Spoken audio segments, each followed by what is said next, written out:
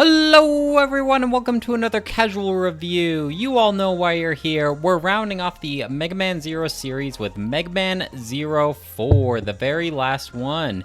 And this is certainly my least played Mega Man Zero game. I've only beaten it once before, and I don't really remember it from last time. So my views on this are pretty fresh, I think. This Mega Man Zero game is definitely the black sheep of the series. It certainly mixes a lot of things up. The first being the weapons. They finally dropped the shield boomerang. I guess they realized no one was using it, or at least I've never seen anyone really use it in YouTube videos or anything like that. And instead of the triple rod, the chain rod, that kind of stuff, they add a new weapon called the knuckle grab. And this is definitely one of the most interesting weapons. Basically, if you finish off an enemy, and like obviously a non-boss, with the knuckle grab, you can use their weapon briefly. And it's a really cool concept and pretty interesting, but in practice on Mega Man Zero, you kind of just, it's kind of the thing that you play around with for a couple levels, and then you just move on to the Z-Saber and the Buster. That's all anyone really wants to use, as far as I am aware. It's just fun because like you'll get like this enemy with a cannon, you'll use the knuckle grab, and then you can just use the cannon.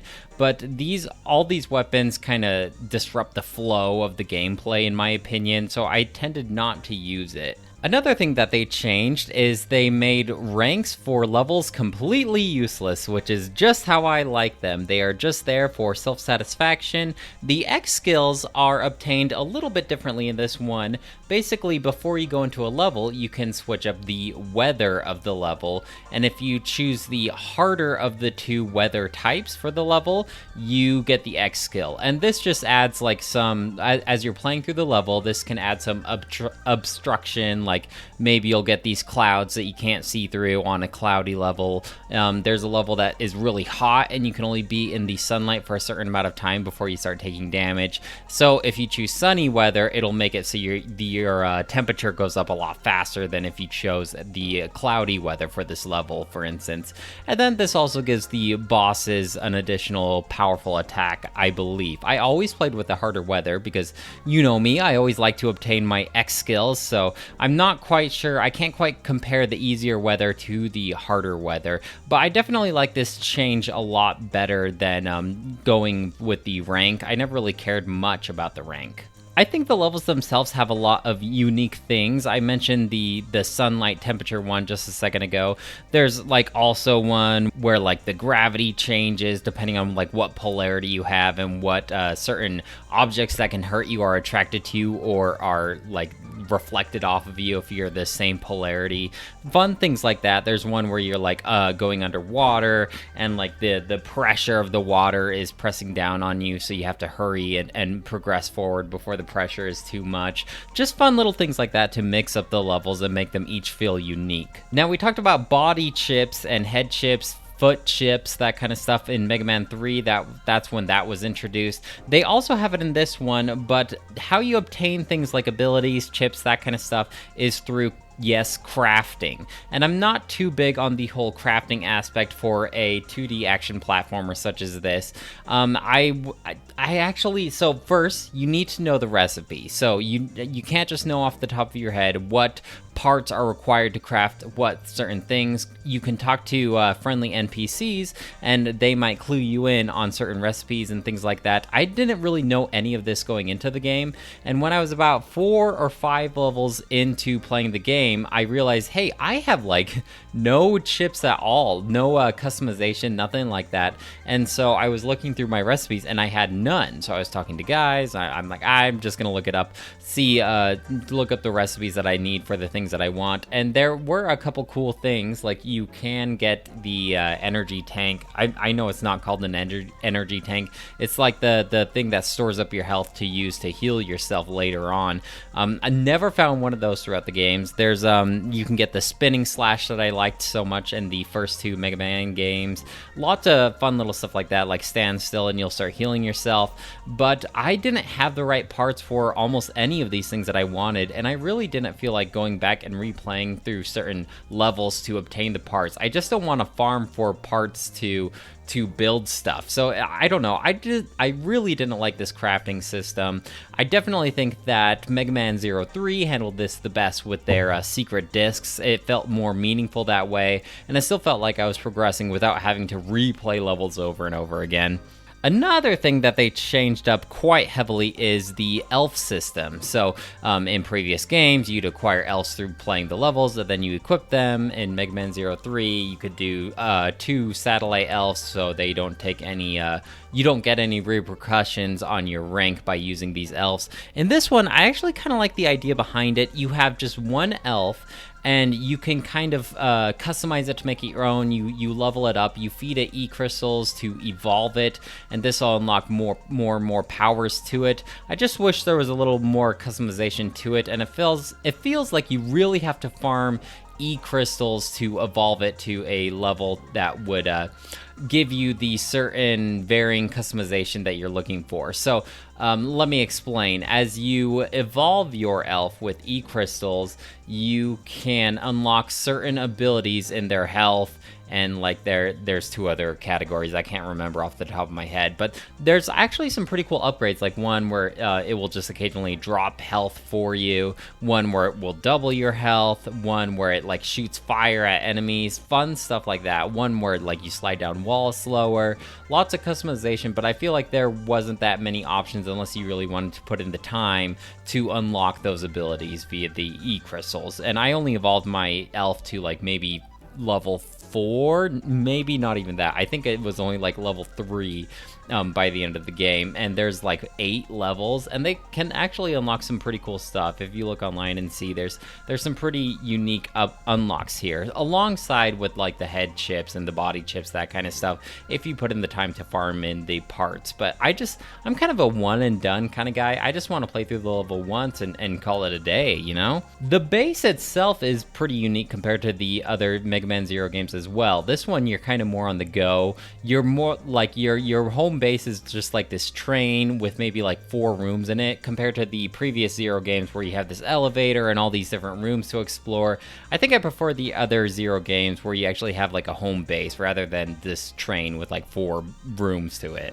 One thing that I do like that they change in this game is you can, right at the start of the game, after you do your little intro, you can choose between all 8 levels at once, rather than here's the first 4, you have to do all these 4, do a little mid-story thing, and then choose the other 4. In this one, it's just, hey, here's all 8 levels, go nuts, which I did appreciate being able to have that level of choice.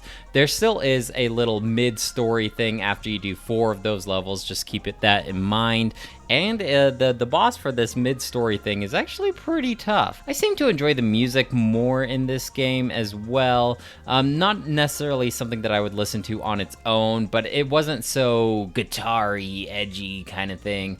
The tunes were a lot more catchy, I think. More in-depth story as well. I was definitely more invested in the characters in this one.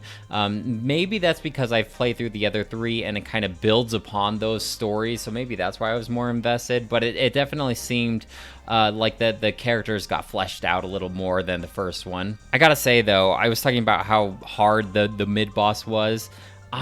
I'm just bad at this game. I know I was talking some big talk when I was first going into these games, saying how good I was at Mega Man Zero, but I think it's maybe because I played through those other games a couple more times than this one. I died quite a lot, but not to worry. That's why I was so grateful for this collection, that it has these checkpoints. You just go back to that checkpoint and you go back to the boss again. And also another feature, maybe this is in all the Mega Man Zero games, but I think this is only in this one, where when you go to dialogue, to like a cutscene, I guess you could call it, you can just press the plus button, the start button, and it'll just go directly to the fight, which was really appreciated because I had to replay a lot of these bosses quite a lot, just trying to learn, like, get their movesets down, learn how to fight them. This was especially helpful with the final boss because like all Mega Man Zero games, you do the first phase, and then you go through some dialogue, and then the second phase. In this one, I had to keep on retrying it, so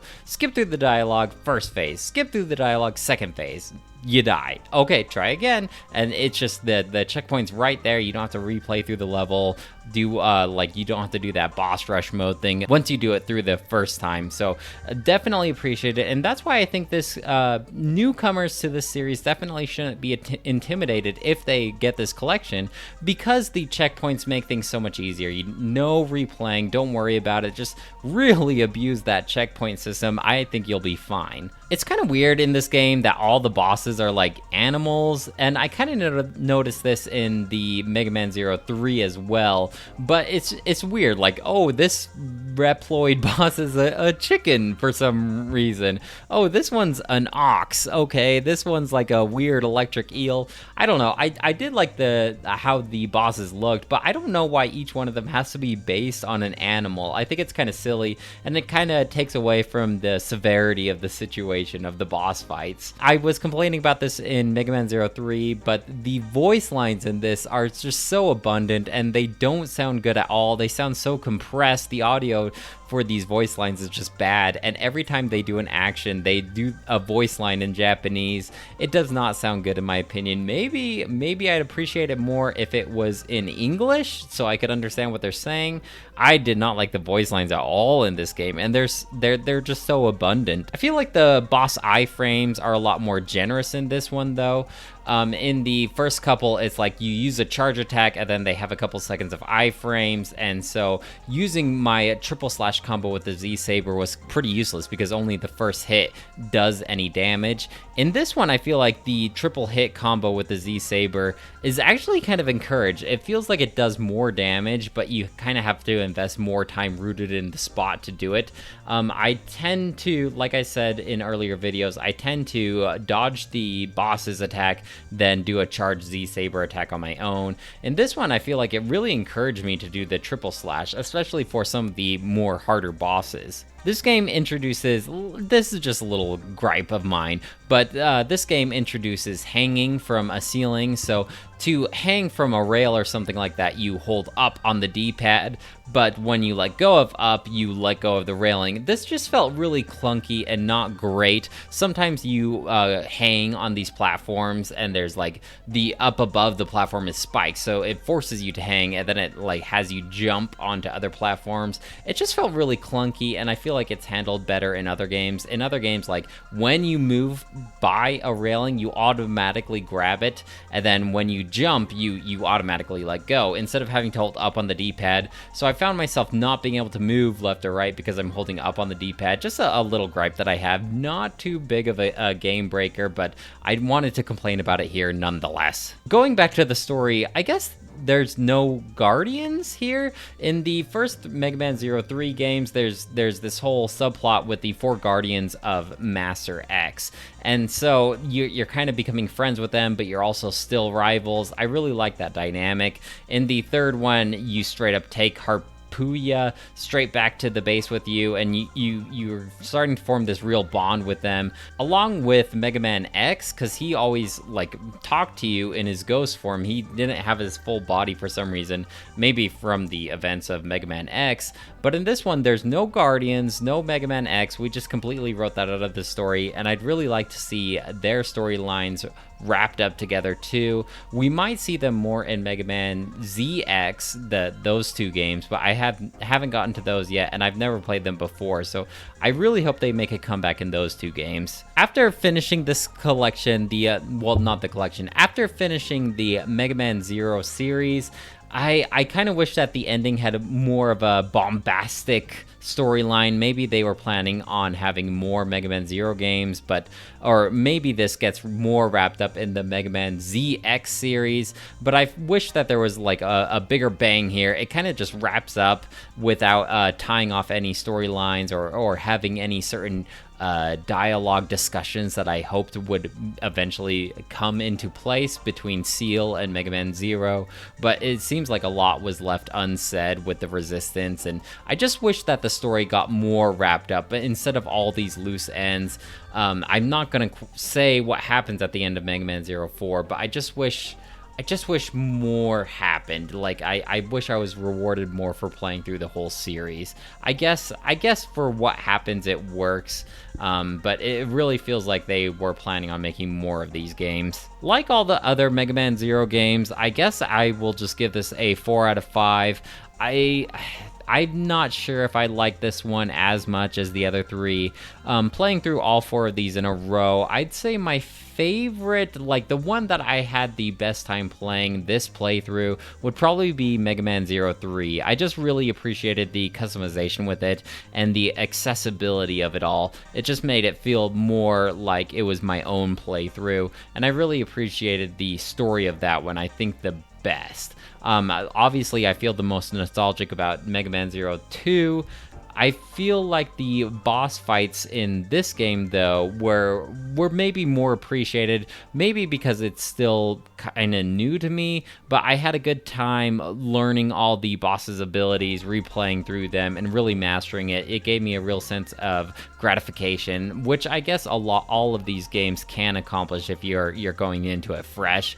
And with the collection, you just can retry over and over again, and it gives you a real sense of accomplishment when you have the bosses mastered, and you can just beat them by pure reflex, if that makes sense. And I imagine this is how a lot of people who play through the From Software games like Dark Souls and Bloodborne feel whenever they beat a boss, because you get a real mastery of the system. Well, guys, that should be it for the Mega Man Zero series. Before I jump into Mega Man ZX, there's another collection of games that I'd like to wrap up, and I'll just leave it right there. Watch my other videos if you want to see what what collection I'm talking about. Let me know if you have any questions or comments about the Mega Man Zero series. I'd love to hear from you guys. Otherwise, I'll talk to you later. Bye!